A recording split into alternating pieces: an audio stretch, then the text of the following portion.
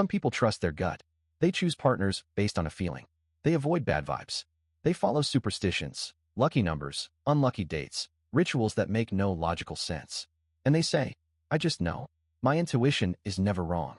Nietzsche would call this what it is: laziness dressed as wisdom. Intuition is not a mystical gift from the universe. It is not some spiritual sixth sense that certain people are blessed with. Intuition is pattern recognition that has become unconscious. It is the result of training so deep that your brain processes information faster than your conscious mind can keep up. Here is the crucial distinction that almost everyone misses. A chess grandmaster intuits the right move not because of magic, but because they have seen 10,000 games. Their brain has internalized patterns that would take a novice hours to calculate.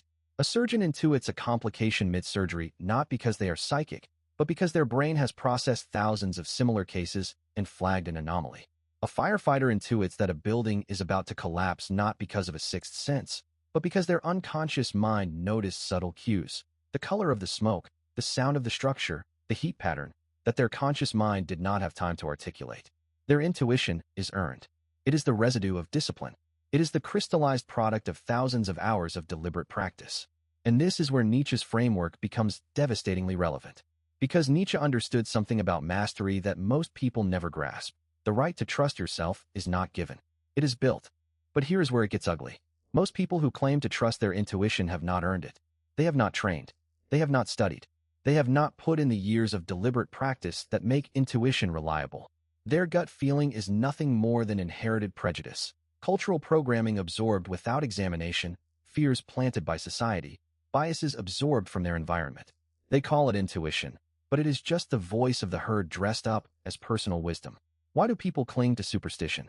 Why do rational adults knock on wood, avoid walking under ladders, refuse to open umbrellas indoors? Nietzsche has an answer. Because uncertainty is unbearable, and anything, even a random ritual, gives the illusion of control. Superstition is not about truth. It is about comfort. The athlete who wears the same socks for every game is not delusional. They know the socks do not cause victory, but the ritual calms their mind, and a calm mind performs better. The problem arises when the ritual replaces thinking, when you stop analyzing why you succeeded and start attributing it to the lucky socks. When the superstition becomes a substitute for understanding rather than a complement to it. Nietzsche would say, superstition is a confession of weakness. It says, I cannot control what happens, so I will pretend that I can. It says, I do not understand why things happen, so I will invent a story. It is the mind refusing to accept its own limits. And while that refusal is understandable, it is human. It is also, in Nietzsche's framework, pathetic. Because the alternative, accepting uncertainty, embracing chaos, thinking clearly about what you can and cannot control, is how you actually become strong. So what is the answer? Should you trust your intuition or not? The Nietzschean answer is unsatisfying, which is exactly why it is true. You should trust your intuition only after you have earned the right to trust it. If you have spent 10,000 hours doing something, your intuition about that thing is probably valuable, and even then, it should be cross-checked with reason. If you have never done it before, your intuition is worthless, and following it is not wisdom but self-deception. Most people want intuition to be a shortcut. They want to skip the hard part, the study, the practice, the years of disciplined work, and go straight to having reliable instincts. That is not how it works. The shortcut is an illusion, and Nietzsche spent his entire career exposing illusions. The herd wants you to trust your feelings because feelings can be manipulated. Politicians manipulate your fear. Advertisers manipulate your desire. Social media algorithms manipulate your outrage. Your gut responds to all of it, and your gut is wrong about all of it, because your gut was trained on garbage. The path to reliable intuition is the same as the path to everything else Nietzsche valued: discipline, honesty, and the willingness to overcome yourself. You do not get to trust your gut just because you have a gut. You get to trust it because you trained it. And if you have not done the training, then the most honest thing you can do is admit that you do not know, and then start learning. Here is the uncomfortable reality that Nietzsche forces us to confront. Most of what people call intuition is actually just pattern matching on a dataset of one, their own limited experience. You had a bad relationship, so now your intuition tells you all relationships are dangerous. You failed at a business venture, so now your intuition tells you entrepreneurship is a trap. You were embarrassed in a social situation, so now your intuition tells you to avoid putting yourself out there. This is not intuition. This is trauma masquerading as wisdom.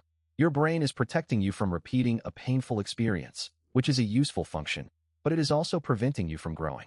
Nietzsche would recognize this immediately. The avoidance of pain is not a strategy for greatness. It is a strategy for mediocrity. The person who trusts their gut after every setback is the person who never tries again. Real intuition, the kind that Nietzsche might respect, requires something far more difficult than trusting your feelings. It requires trusting your training. And training requires suffering through the very experiences your gut tells you to avoid. You cannot develop reliable intuition about relationships without having relationships that fail. You cannot develop reliable intuition about business without having ventures that collapse. You cannot develop reliable intuition about anything without first being bad at it, often for a very long time. The paradox is this: the people who have earned the right to trust their intuition are the people least likely to talk about it. The Grandmaster does not tell you to trust your gut. The Grandmaster tells you to study more games. The surgeon does not tell you to follow your instinct. The surgeon tells you to review the literature. The truly intuitive person knows that intuition is just high-speed cognition, and high-speed cognition only works if you have done the slow work first.